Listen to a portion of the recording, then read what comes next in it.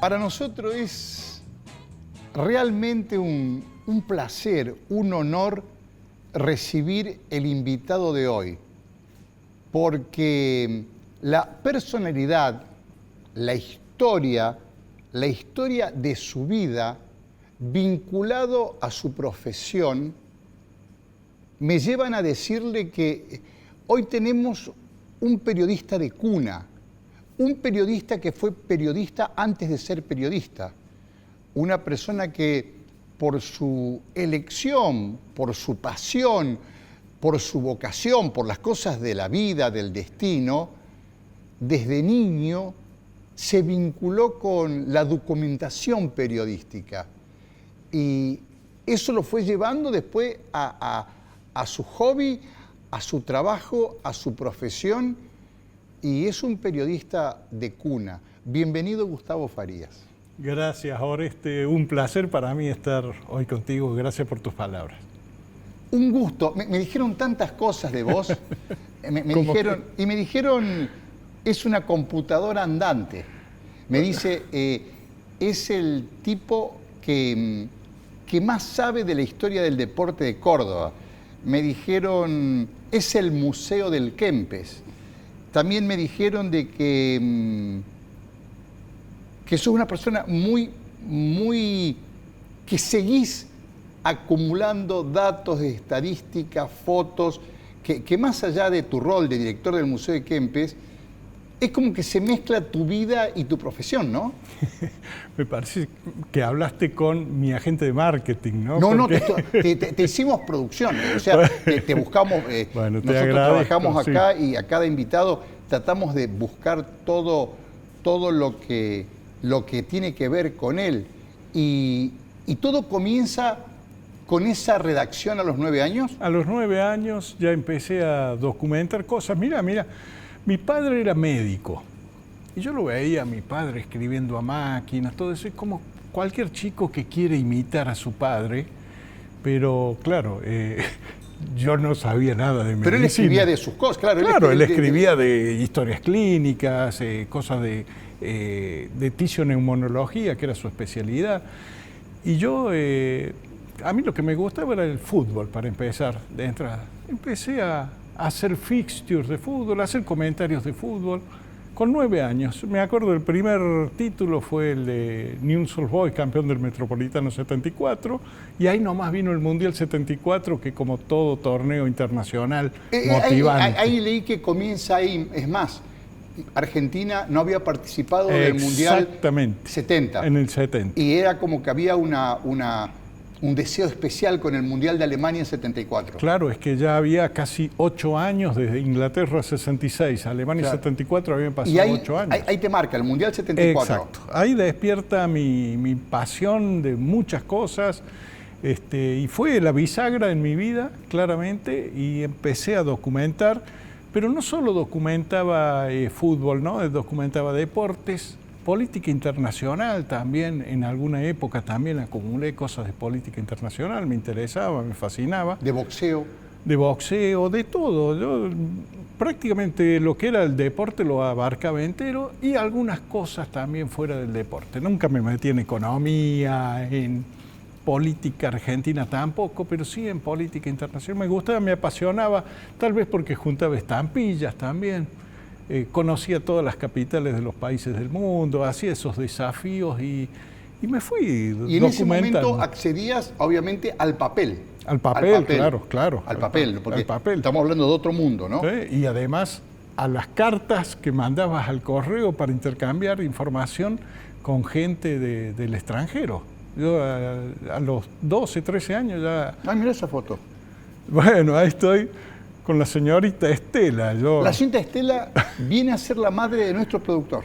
Así es, tal Alejandro cual. Croce, Cuando él se comunica conmigo, yo digo, la señorita Estela, yo la amaba, la señorita Estela. Recién estaba hablando con él, tenía 31 años ella ahí, creo haber sido uno de sus favoritos. Mira vos, la madre de nuestro productor. Me llama mucho la atención, mujer tan linda, hijo tan feo, ¿no?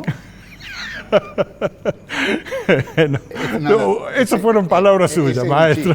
Bueno, y escúcheme, y ahí hay una redacción, hay un pedido de una maestra que ahí dice donde usted siente que pasa algo, ¿no? Claro, pero eso ya es más adelante, ¿no? Ya en el secundario.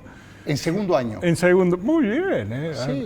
Sí, tal cual, en segundo año una profesora de apellido Villarroel, me acuerdo, dice un día, saquen una hoja, vamos a hacer redacción libre, tema que a elegir.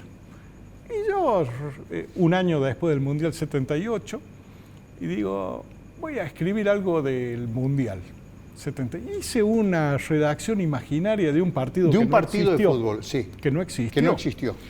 Y que puse hasta incidentes, todo eso, más para divertirme yo y hasta con cierto dejo de irresponsabilidad, porque era como que lo hacía más que todo para divertirme, no para cumplir ese desafío.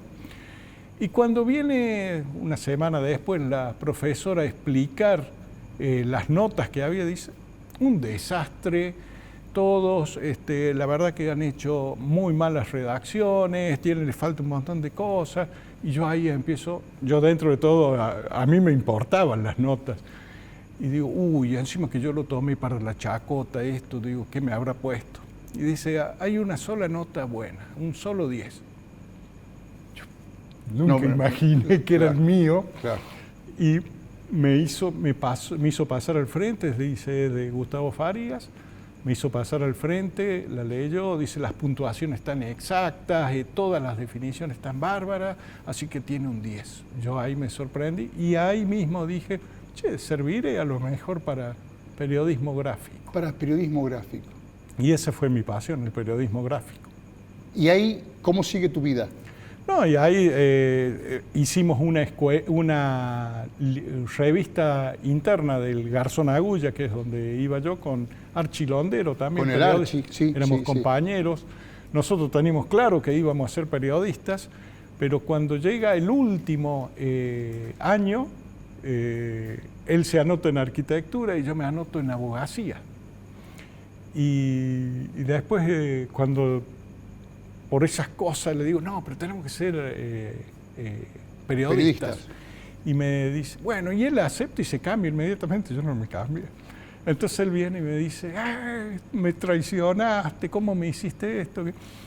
Y en las vueltas de la vida, en 1990, yo siendo estudiante de abogacía, él me llama y me dice, te he nombrado para que seas refuerzo en la producción de Radio Universidad durante el Mundial, sabiendo de que yo tenía mucha afición, mucha información. Claro. Y ahí trabajás en el Mundial 90 en de Italia, Mundial 90 en la producción de Radio Universidad. Ah, sí, con Jorge Kelly, con el turco Rufail, claro. Rubén Camino, gente extraordinaria. Extraordinario. Extraordinario. Boxeo, lo que sabía Rubén. Sí. Escúchame, y 94, La Voz del Interior. Desde el 92 empecé con algunos textos a prueba y en el 93 ingreso a La Voz del Interior. Lo del 92 ni siquiera lo presenté, yo no me presenté a trabajar a La Voz, ni siquiera presenté un currículo, sino que un cronista volante, Horacio López Eiras, sí, que es el autor del libro del Che, sí. Él me dice, nos haría falta en La Voz alguien como vos. Y dice, ¿te gustaría trabajar en La Voz? Y yo le digo, sí, claro, a mí lo que me gusta es el periodismo gráfico. Y él con una sinceridad absoluta me dice, no me olvido más la frase que me dijo, porque fue muy cómica, me dice, yo tengo menos peso que una tutuca, claro, pero voy a hacer el esfuerzo para ver si me atienden y conseguimos que puedas ir. Y hicieron las pruebas y después entré. Como redactor. como redactor, cronista volante. Cronista Así volante, empecé sí, en el sí, año 93 ya con Rentado. Rentado. Y ahí ya usabas todo el material recopilado. Sí, esa fue mi llave de acceso. Con eso, esa fue mi llave, me permitió entrar a La Voz. Y seguías recopilando y documentando Siempre, todo. hasta el día de hoy, desde los 9 años, nunca paré. Porque un archivo es moderno, tiene que ser actualizado. Me no enteré, sirve. leí por ahí de que lo actualizás todos los días. Todos los días de mi vida, yo si tengo un tiempito libre, lo actualizo. Un archivo sin actualizar. ¿Y se tu archivo queda en el lo tiempo. tenés sistematizado? Sí, y pasé por todos los formatos, porque Claro, primero era papel. porque estoy pensando de que Sí. en los principios no existía la computadora hasta que tuviste que meterte en la computadora. Claro, no, esa es una gran anécdota también, porque el día que me senté por primera vez en La Voz, el primer día de trabajo, me siento frente a una computadora, todo lo que tenía era escrito a máquina, año 93, y me siento frente a la computadora y me digo, no, esto no es para mí, no sé, digo, y yo había pensado ya, voy a ser un tipo que va a presentar la renuncia el otro día porque no voy a saber hacer nada. Y en vez de hacer eso, tomé el desafío de ir a una institución, anotarme en un curso de computación y empezar a aprender, ¿no? Claro. Y ahí también se te facilitó muchísimo. Sí, claro. Porque una cosa es el archivo digital y otra cosa el archivo de papel. Absolutamente. Y siempre me fascinó el tema de la computación también, encontrar filtros, manejar Excel, poder incluir fotos, todo ese... ¿Y te sigue fascinando la documentación? Absolutamente, no la pierdo nunca. No la pierdo y yo sé, incluso tengo un grupo de WhatsApp de gente afín a estos gustos. Sabemos que nos vamos a morir documentando, que nunca tenemos, es una meta que no se alcanza nunca. Es algo, no es que estás haciendo esto para llegar a tener la documentación de tal cosa. No, porque cuando la tenés buscas otra. Es inacabable. Pero, ¿sabes qué? A mí me dijeron que no solamente recopilas, sino que lo lees, que sabés, Claro. datos estadísticos, fechas. Me contaron de que, por ejemplo, has descubierto que muchos clubes no cumplen años el día que cumplen años. Sí, hay muchas de esas cosas, ¿no? Porque la documentación de los primeros años del deporte acá en Córdoba y en Argentina en general, no se hacían, no se documentaban. Los clubes se fundaban y a los 2, 3, 4, 5 años recién hacían La legal. el formalismo. Legal, claro. Entonces, por ejemplo, Belgrano he conseguido documentación de que su verdadera fecha de fundación es el 19 de junio de 2003 y no 19 de marzo de 2005. Pero la de 19 de marzo de 2005 es la que está inscripta, todo. Claro. Pero se hizo 19 de junio de 2003 porque era el día anterior a la bandera y es más, una de las sugerencias del padre de Arturo Orgaz es de decirle, mañana es el día de la bandera, ¿por qué no le ponen al club Belgrano? Esa es una. La del Club Atenas también es anterior. No he encontrado la fecha exacta. Y la de Talleres también hay registro de que se fundó antes. Mirá vos. Y ahí cuando investiga, hay ya un trabajo de investigación y de ver dónde están los papeles. Y de desafíos también, porque hay algunos... Durante 50, 60, 80 años llevamos esta fecha, no la podemos cambiar. Al Círculo de Periodistas Deportivos le cambié también la fecha de nacimiento. Claro. ¿Y te consultan mucho? Sí. Colegas, gente. Colegas de todas partes, sí, permanentemente. Y por ahí algunos creen que se los tengo que dar de manera absolutamente gratuita cuando uno también, para llegar a todo eso, invierte, ¿no? Claro. ¿Y en tu casa tenés algún sector, algún lugar? No quiero hablar de eso, porque es motivo a veces... Claro, porque debes tener un... No, me apoyan bastante en la casa, mi señora, todo sí. Me apoya para naturalmente, hacer todo esto, pero igual debe tener volumen de papel, de caja, no sé. Están divididos en dos. Claro. En dos casas. Y además tengo mucho documento ya digitalizado, con lo cual que he descartado muchas de esa documentación. Pero lo mismo, así es desbordante. Qué bárbaro, ¿no? Una Es un pasión placer. por la documentación. Así es. Me fascina el olor. Yo no tengo problema con los ácaros. Claro. Sí, sí, el olor al papel. El papel viejo me fascina. ¿Y has buscado publicaciones que querías tener y te la mandaron y la conseguiste? De todos lados del mundo, incluso antes buscaba mucho más de todas partes del mundo. Después me especialicé desde que entré a La Voz en el año 93, empecé a tratar de recuperar, básicamente mi prioridad es la historia de Córdoba. La historia de Córdoba, exacto. Córdoba. Focalizaste en Córdoba. Focalicé en Córdoba. Antes buscaba mucho, desde cosas que ocurrían en el Zaire, de Mobutu, del presidente, de lo que sea, buscaba cosas. Después de que entré al diario, ya empecé a buscar básicamente de historia de Córdoba por una cuestión de, hasta puede decirse, de envidia de lo que veía historias de deporte de Buenos Aires, de otros lugares, y digo, en Córdoba, si tenemos tantos deportistas fantásticos. Y tanta historia deportiva. Claro, tanta historia deportiva, y que las publicaciones eran muy pocas. Entonces empecé digo, esto hay que encararlo. Y debes tener colecciones de revistas, ¿no? Bueno, sí, sí. Goles, el gráfico. Goles, las que te imagines, colecciones, y muchas de ellas completas, ¿no? Solo fútbol. Que solo deben básquet. costar su plata hoy Sí, porque no se encuentran. Sí, yo sé que es muy valioso y bueno. Pero básicamente me cuesta desprenderme de esas cosas también, pero bueno, en algún momento nosotros nos vamos y eso no se tiene que perder, así que un legado va a quedar. Sí, absolutamente, absolutamente. Pero toda una vida con la documentación y del deporte de Córdoba. Y te ha hecho feliz. Tu papá te decía que trabajes lo que te gusta para no trabajar, para que no parezca que trabaja. Esa era la frase que me Lo quedó leí grabada. por ahí, me pareció muy inteligente. Me quedó grabada porque decía, mi padre era médico y él tenía una pasión también por la medicina, pero él decía que muchas veces se encontraba con el dolor, cosas que no le daban placer.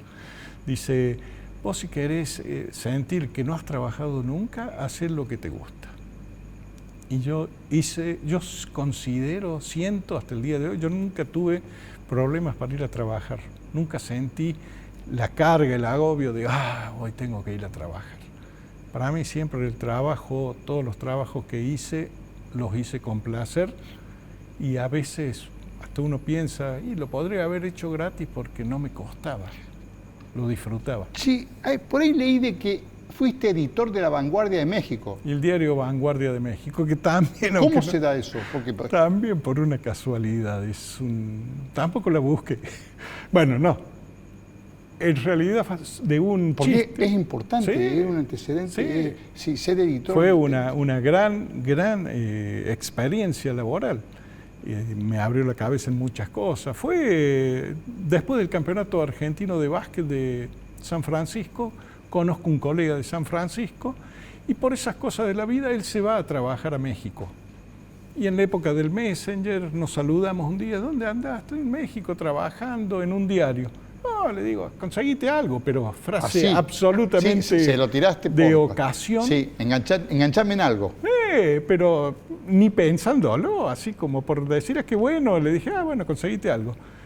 Y me llamó un día, estaba en la redacción, suena el teléfono, todavía no había celulares, atiendo y me dice, che, ya tengo acá una entrevista para vos con Luke Betts, un inglés que quiere contratarte para el diario. Yo no sabía si era en serio. Y digo, bueno, y le digo, ¿ya te llamo mañana? No, tiene que ser ya porque le llené la oreja. Y a los 3 meses estaba trabajando en México. ¿Te fuiste? Me fui a trabajar a México de editor de 2 deportes. años. Sí, de 2002, 2003. ¿Eras soltero? No, casado. ¿Y la familia te bancó? Sí. Nos fuimos todos. Es más, me había dicho de qué trabaja tu mujer. Le dije de qué trabaja y me dice, no te lo garantizo, pero tal vez tenga trabajo también en el diario. Y cuando llegamos a México, ella ya firmó los papeles antes que yo. Che, en el Distrito Federal, en la Ciudad de México. No, en Saltillo, que es Coahuila, es una ciudad satélite de Monterrey, en el norte de México. Una linda experiencia, ¿no? Excelente experiencia, descubrir además las diferencias bastante que tenemos, a pesar de ser americanos, con los mexicanos. Me gustó, y además me gustó muchísimo el fútbol mexicano, que lo viven como lo vivíamos nosotros en los 70, donde se podía ir a la cancha sin divisiones de hinchada. Sí. Ahora está feo de nuevo. Ahora la violencia... Pero no, el fútbol en México es prácticamente sin violencia. Hay episodios, por supuesto, siempre, pero yo me acuerdo de algo que me quedó marcado también, que cuando había un episodio de violencia en una cancha de México, lo que se decía era: se están argentinizando las barras. Mirá vos. Y eso duele. Sí. Acá seguimos con este periodista, este recopilador de documentación, y en el próximo bloque vamos a hablar del fruto de esa recopilación e intención que se transformó en un museo. Ya vamos a publicidad y volvemos enseguida.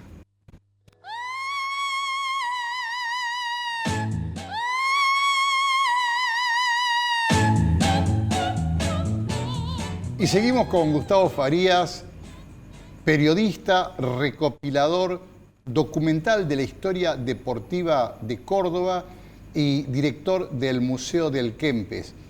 ¿Por qué te viniste de México? Mirá, en México me pasó, primero porque me había ido con una licencia sin goce de sueldo, porque yo digo, todo este material que recopilé lo tengo que volcar en Argentina. En México no me servía. No te servía, claro. Empecé a hacer un archivo de México. Ojo, en mi estadía había empezado a hacer... A juntar cosas. A juntar cosas. De hecho, en el 2006 hice una historia de la selección mexicana para comercializar en México. ¿Un libro? Un libro, sí. Ajá. Se hizo, que lo publicitaron, salió en México y en el sur de Estados Unidos. Me lo pidieron los mexicanos. Mirá vos. Así que eso lo alcancé. Claro, la licencia sin goces te limitaba. Claro, me limitaba. Y desde el diario me dijeron, mira, que si no vuelves ahora es como que ibas a perder tu posibilidad en La Voz del Interior, y La Voz del Interior en aquel momento era como perder. Sí, eso, era y es importante. Sí, y además también claramente... cuando llamaba a mi casa, mi madre vivía, todas las llamadas... Toda la nostalgia. La nostalgia, Iván, y todo eso. Y en algún momento mi señora quería que nos quedásemos allá, y me acuerdo que le gané la discusión cuando le dije, en México no soy feliz. En México no soy feliz, claro. Y bueno, y ahí... Es toda una definición, está todo dicho. Listo, ante eso ya no había otra cosa que discutir. Claro. Y armamos las valijas y nos volvimos. ¿Hiciste algún libro acá en Córdoba? Varios. Sí, varios. El primero que hice fue Pionero, sobre la historia de los pioneros del fútbol. De los pioneros, no, del deporte en general. Del deporte en general. Sí, con otra gente. Ahí fui coautor, después líderes, también con la Agencia Córdoba de Deportes, y bueno, el libro 80 años de la Federación Cordobesa de Básquetbol. Hice las enciclopedias de Belgrano, Talleres, Instituto, Racing, el libro de Maradona con su relación con Córdoba. Pero qué lindo que hayas podido plasmar en este tipo de productos todo tu archivo, ¿no? Lo hago permanentemente. Y hay por ahí algunos libros que sé que no son comerciales, que también los intento, los ensayo como satisfacción personal. Satisfacción personal. Escúchame, Gustavo, y ¿cómo? Creo que el Museo del Kempes es un poco tu pasión, ¿no? Ahora en mi casa, y por ahí uno no dimensiona. Pero esperaste 18, 19 años desde la idea inicial. ¿Sabes cómo surgió la idea de hacer el museo? En una entrevista que tiene que ver con este momento. Mira, se cumplían 100 años, ahora, este año se están cumpliendo 100 años de la frase Córdoba cuna de campeones. Que me enteré por vos que no es de ningún argentino. Ningún argentino lo dijo. Dickens. Federico Dickens, muy bien. Un periodista norteamericano. No, un profesor de educación física. Un profesor de educación física. ¿Dónde la dijo? En la Federación Atlética Argentina en Buenos Aires. Que cuando estaban armando el equipo de 1926, hace 100 años exacto, viene y le dice que le iban a armar el equipo de atletismo, que le iban a traer mendocinos, santiagueños, porteños. Y él le dice, sí, me parece bárbaro que tener mucho para elegir, pero ¿sabe? Por mí, elijan cordobeses porque Córdoba es cuna de campeones. Y ahí larga la primera frase y la publicita la revista El Gráfico en su tapa en 1931, y a partir de ahí nosotros los cordobeses nos agrandamos. Mirá vos, Córdoba, muy poca gente debe saber que es de este Dickens. De un estadounidense, el que dijo Córdoba cuna de campeones fue un estadounidense. Y de ahí nace la frase. Y haciendo esa entrevista había convocado a muchos de los descendientes de esa camada de grandes atletas, y uno de ellos, del hijo de Valerio Balania, un atleta muy destacado de esa época, yo le comento, che, pero estas cosas tienen que estar en un museo. Y él me dice ahí en ese momento, dice, y si hubiese un museo en Córdoba, yo las dono. Y ahí digo, bueno, hay que meterse la mochila al hombro. Y hay que buscar. Y vamos. Y estuve 19 años, primero con el círculo de periodistas deportivos, después ya de manera individual, hasta que en el 2018 Medardo Ligorri, a cargo de la Agencia Córdoba Deportes, sí. Y presenté el proyecto y él aceptó inmediatamente y bueno, y empezamos a trabajar hasta que en el 30 de agosto del 2018 exactamente, en el de 2018 abrimos la puerta. Un museo, yo te lo diría, muy tan visitado que hay que sacar turno. Así y que es. me enteré por ahí de que es el museo más visitado de Córdoba. Así es, tenemos permanentemente, nos ayuda mucho que hay muchas delegaciones deportivas y escolares todos los días, con todos los días a full. Empezamos a sacar turno ahora este año y ya tenemos la agenda ocupada, ya hasta mitad de año ya está ocupada. Casi todos los días entregada los turnos. Los chicos, es una experiencia vivencial porque además de lo que es el museo, se complementa con visita a vestuario y le hacemos la fantasía que salen al campo de juego. Claro, todo lo que no... el 99% de los hinchas o la gente que amamos el fútbol nunca lo vivimos. No, claramente, por eso es encarar por el túnel hacia el campo de juego, todo eso es único para los chicos sobre todo. Pero los grandes nos entusiasmamos en la parte del museo. Ahí en la parte del museo muchas veces, no quiero decir todos los días, pero muchas veces, gente que llora al ver una pieza que le trae algún recuerdo de lo que sea. Claro, a mí me llamó la atención las dos camisetas del Napoli de Maradona, que son camisetas transpiradas, o sea, con camisetas que jugó. Claro, una de las grandes virtudes del museo es que nosotros todo lo que exhibimos es absolutamente original. No hacemos réplicas. Ahí está el Flaco Menotti. Esa es una entrevista, un hombre para charlar horas. Sí, para escuchar. Escucharlo. Me era tan fácil, tuve 2 o 3 veces con él en entrevistas y la verdad que era poner el grabador y que hable él. Y que hable él. Y además lo respeto muchísimo y para mí fue la bisagra del fútbol argentino, fue ese señor. Es más, yo en el día que falleció él, lo puse convencido, no como una frase de ocasión, para mí fue el hombre más influyente en la historia del fútbol argentino y lo posiciono por arriba de Diego Maradona y de Lionel Messi. Ah, sí, mirá vos, ¿no? No como jugador, sino como personalidad del fútbol. Lo que significó la bisagra del fútbol argentino la puso César Menotti, para mí. Y el museo se abastece siempre de préstamos, ¿no? De préstamos o de donaciones, pero básicamente de préstamos, porque es muy difícil que un jugador te entregue y te diga sí, te la regalo. Pero sí es más fácil convencer a los que tienen, los propietarios de las cosas, ¿dónde la tenés vos? A la remera, en un cajón en el placar. ¿no te gustaría tenerla en el museo exhibida y sigue siendo tuya? Y esa es Claro. la frase que le decimos para convencerlos de que todos los cordobeses merecemos ver estas prendas, ¿no? ¿Y lo pedís o lo ofrecen? Al principio era todo pedir Claro. y pedir, y ahora ya muchas veces son más las que ofrecen Las antes que que la se pedir. brindan. Sí. Claro, porque antes no había un ¿Es la museo. rana? Con la Rana Valencia, Sí, eso es sí. una charla que me invitaron muy bien la gente de Talleres ahí, que me pareció excelente. Todos los que están ahí son jugadores de las divisiones inferiores, a lo mejor ya hay algún famoso ahí, no lo sé, y nos llevaron con Valencia para que les contemos lo que era Talleres. Aquel taller es del 70. Sí, y lo que significa Talleres en realidad. Y bueno, fui con Valencia y hablamos para que se identifiquen. Es algo que los clubes deberían hacerlo muy seguido. Claro, la identidad. La identidad. La historia, Tal la cual. identidad, pero para eso hay que usar la memoria. El Pitón Ardiles. El Pitón Ardiles. Bueno, has estado con todos los... Mira, esa foto, ¿sabes dónde es eso? Es en la punta de la torre de iluminación. Ajá. Para acceder ahí... Alto, hay que, ¿no? Claro, Hay que 50 subir, metros. 50 metros. Y subir con Sí, una escalerita. Sí. Y no tener ahí vértigo. está, con Juan Contursi y Bracamonte, compañeros de la agencia, subimos para hacer una nota, porque se estaba hablando de que se iban a sacar las torres de iluminación del estadio. Sí.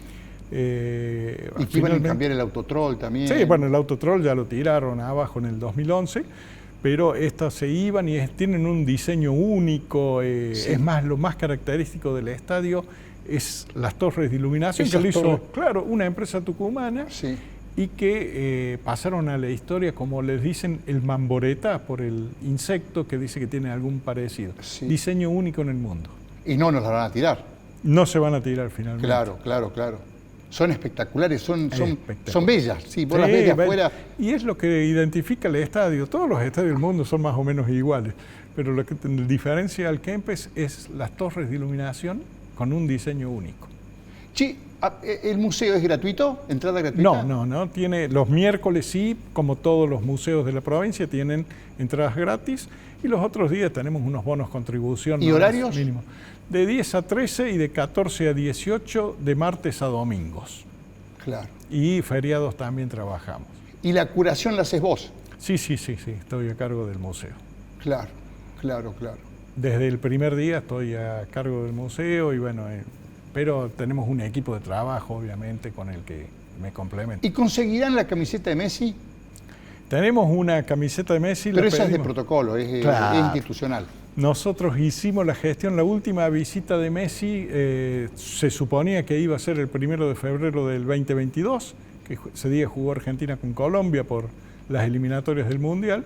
Iba a venir él. Pero jugó en Buenos Aires al final. No, se jugó fue acá el en último partido Kempes, acá, sí, acá en sí. el Kempes.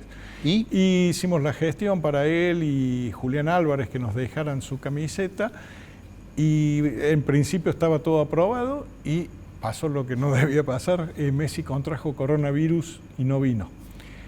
Pero nos envió a través del utilero una camiseta autografiada de Leo Messi, que son las de protocolo. Sí, que son las Se de- la dedicó sí, a Oscar sí. de Articia, que fue quien hizo la gestión. gestión. Y bueno, la tenemos exhibida allí para el museo. Es la única camiseta no transpirada de todas las que están exhibidas. Gustavo, y te hago una pregunta. ¿Y van deportistas? Sí, muchos. Y los que van los llevamos al techo porque tenemos unos moldes para pegar en el techo, unos módulos que les hacemos firmar, claro. y quedan. Claro, aprovechás. Aprovechamos. Pero sí, aparte claro. vos, por esto, por tu vida, los conocés y te conocen todos. Muchos de ellos, sí, la verdad que conozco, soy muy amigo de varios de ellos, sobre todo los de Córdoba, ¿no? Ahí lo vi al cosas- Bocha, Sí, ahí veo técnicos. Ahí está Willington, Daniel, Willington, que está, estoy- ¿cómo se llama? Mario Kempes. Mario Kempes, que es un detalle que poco hay gente que no lo conoce. El estadio lleva el nombre del autor del primer gol en el estadio, cosa que no existe en ningún otro estadio del mundo. Que el estadio se llame como el autor del primer gol. Que es en Marito. ese- Claro, Mario Kempes hizo el primer gol en el Kempes. Mario Kempes fue el primero en jugar en el Kempes. Mario Kempes, ¿cómo se va a llamar? Y además Mario Kempes es el único jugador, junto con Paolo Rossi, el italiano, en ser campeón, goleador y mejor jugador en un mismo torneo. En un mismo torneo, con 7 goles. 6 goles. 6 goles, perdón. 6 goles.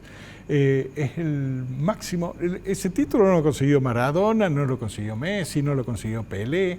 Campeón, goleador y mejor jugador. A todos él y Paolo Rossi. Él y Paolo Rossi. Y él fue el primero, porque Paolo Rossi fue al Mundial siguiente. Así que es el primer gol. El primer gol lo hace él. Estuve ese día, por ahí anda la foto de cuando yo llego al estadio. Fui uno de los primeros en entrar ese día. Fui con mi hermano Enrique. Y como el día que fuimos a buscar la entrada, había ido a las 3 de la mañana, las boleterías abrían a las 9. Y yo digo, vamos a ser los primeros en comprar la entrada.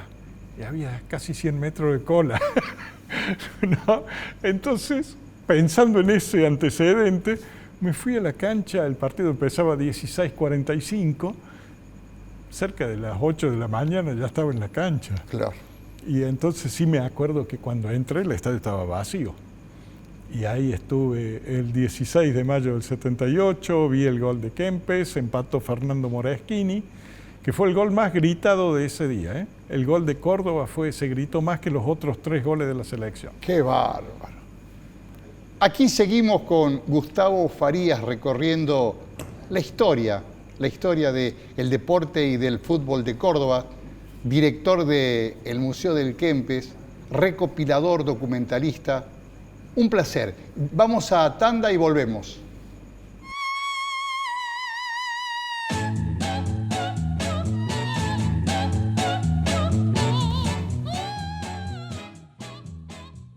Seguimos con Gustavo Farías, este periodista, recopilador, documentalista, director del Museo Kempes.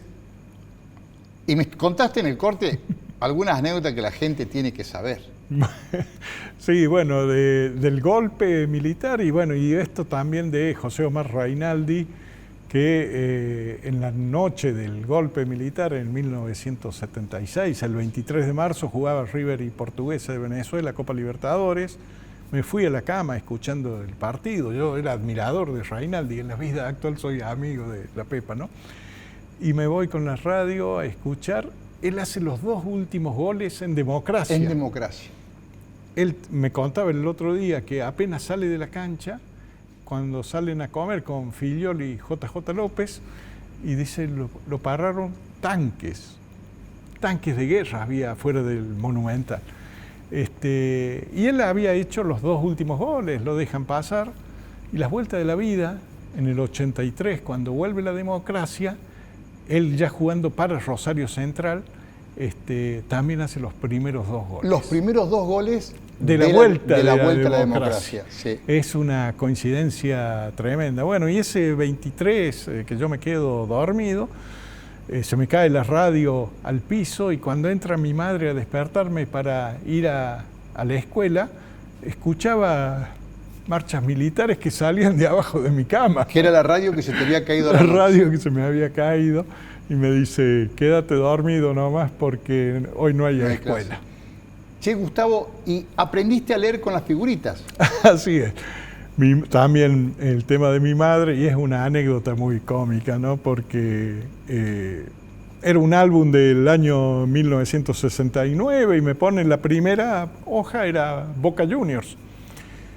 Y toma una foto de un jugador. Ella ya me había enseñado cómo se hacía la M, la A, las D, todo eso, y me dice, a ver, decime este jugador, decime qué letras hay. Y yo decía, la M, muy bien, siga la A, la D, muy bien, a ver, te decís, ¿cómo suena hasta ahí? Mad, muy bien, seguí, U, R, G, ¿cómo sigue? Madur, G, A, Ga. Madurga. Madurga. Decirlo todo junto. Curioni. El Hugo Curioni. Yo le decía, a la hora de mencionar, como yo sabía que un jugador se llamaba Curioni. Curioni, claro. Curioni. La vuelta de la vida, a ambos se los pude contar. Yo aprendí leyendo sus apellidos. Mirá vos, pudiste contarlo. Y me contabas de que el tipo que más goles hizo en el Kempes es la Pepa. La Pepa Reinaldi. Le lleva casi 20 goles al siguiente, que es la Chaludueña, el Pato Gasparini. Es impresionante. Bueno, yo no sé si no es, no lo tengo al dato relevado nunca, porque es inabarcable esto. Creo que es el jugador que más goles hizo en la historia del fútbol siendo cordobés, ¿no? Cordobés, más ¿no? que Kempes y todos. Y también la cantidad de equipos que jugó, ¿no? Sí, y en todo fue goleador. En todos los equipos que pasó fue goleador. Y es más, se dividió tanto entre Belgrano y Talleres que en los dos hizo más o menos la misma cantidad. Creo que hay diferencia de 2 goles a favor de Talleres. Que el hincha no se lo perdona que haya hecho tantos goles para el otro, entonces no es ídolo en ninguno de los dos, no lo tienen de referente, claro, ni en Talleres ni Belgrano, porque no, jugaste en la contra. Claro. Escúchame, Gustavo, y te apasiona el fútbol también, ¿no? Sí, el fútbol y el básquet. Yo fui jugador de básquet, ¿no? En redes cordobesas, tuve compañeros de toda la infancia al Pichi Campana, que después terminó las vueltas también, termina siendo mi jefe en la Agencia Córdoba de Deportes. Sí. Con el Pichi de chiquito, de los 11 años nos conocemos. Él ya pintaba para crack, tremendo. De chico. Me acuerdo que en los equipos que jugábamos, nosotros teníamos la función de tirarla para adelante, que iba a Paturuzú, parecía, corriendo y convertía. Sí. Era una diferencia abismal con el resto. ¿Y no te han propuesto de clubes trabajar con ellos? Trabajé para Talleres. O sea, en la documentación, en el archivo. Sí, hasta el día de hoy colaboro con todos. Y además, otra cosa, he sido socio de Talleres, de Belgrano y de Instituto simultáneamente. Mirá vos. Antes de ser periodista, fui socio de los 3. En la actualidad, Belgrano me nombró socio honorario por el rescate de la historia del club. Con Talleres trabajé varios años, me ofreció incluso la actual conducción de trabajar con ellos. Colaboro mucho con Talleres, y con Instituto no tanto, pero he tenido muy buena ida y vuelta también con el club, incluso y me permitió hacer la enciclopedia.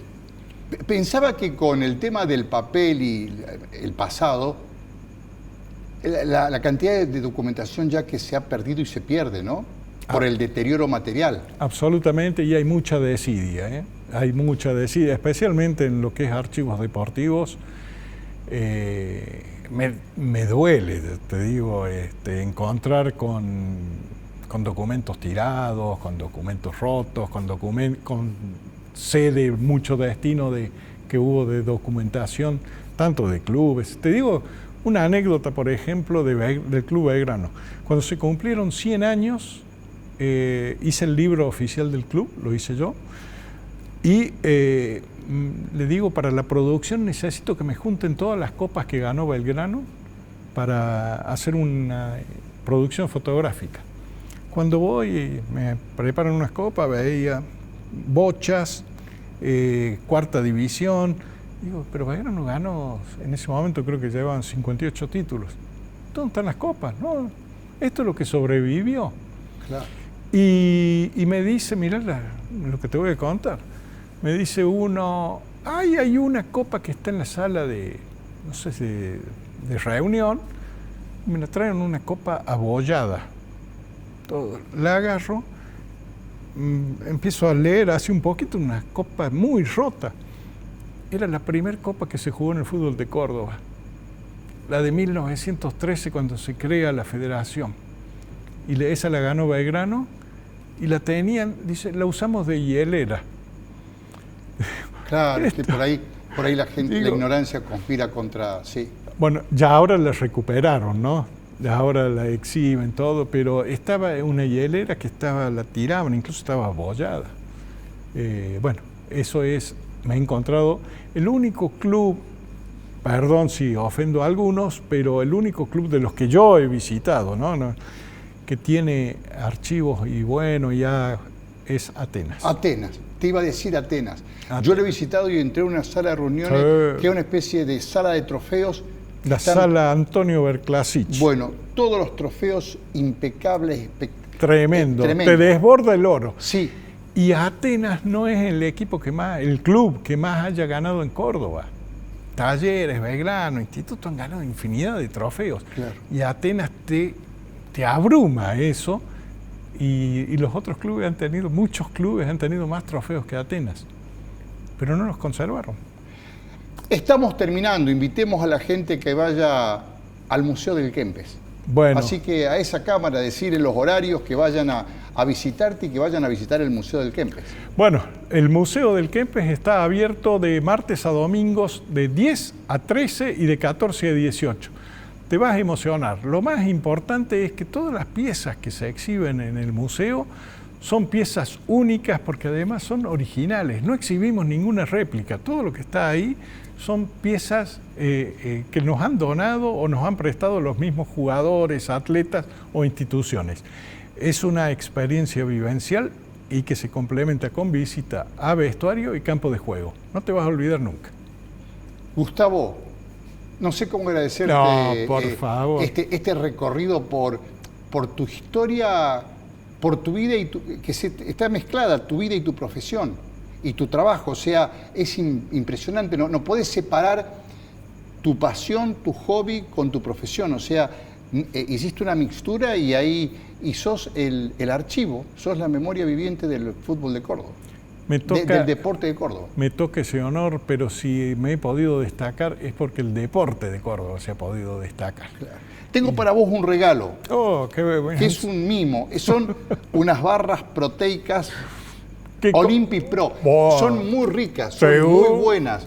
Así que esta caja de barras de cereal son para vos como una manera de halagar al invitado. Muchas gracias. La verdad, yo el agradecimiento. Muchísimo, por favor. Oreste, para mí un honor, además que me lo hayas hecho esta entrevista vos. Para nosotros, como dije desde el comienzo, porque Gustavo Farías, y a mí me quedo con esta curiosidad, cómo se mezcla las ganas, la pasión con la profesión, con el trabajo, ¿no? Has tenido la suerte de estar tocado, de poder hacer, como dijo tu viejo, lo que quisiste y lo pudiste hacer. Esa fue la clave. Sin duda que esa fue la clave y lo que me hizo feliz. Gracias a usted por acompañarnos. Gracias a la gente de Bonadeco que nos acompaña siempre ahí en el Hiperconstrucción de Rodríguez del Busto. Gracias a Liliana de Arte y Joyas. Gracias a la gente de Olympic Pro que también nos acompañan desde siempre. En 7 días por esta señal, otra edición de Poco Serio. Buenas noches y muchísimas gracias.